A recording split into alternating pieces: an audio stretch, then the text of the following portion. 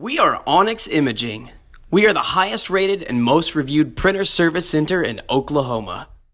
Hey there YouTubers, it's your girl Brett over here at Onyx. Today I'm going to show you how to change your toner cartridge, and I'm working with the Brother MFC-L5900dw.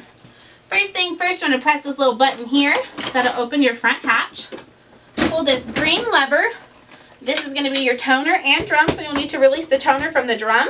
And you'll do that by pressing this green button. Put your old toner to the side so you don't get them mixed up. Unbox your new one and put it in your drum. Once it clicks, you know it's in there. Stick it in the printer and you should be good to go.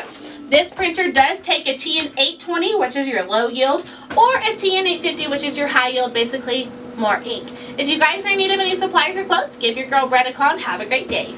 Thank you for watching. If you're interested in how you can receive free labor on all of your service calls, as well as how to qualify for free printer upgrades, contact us today. We are here for all of your printer and office supply needs.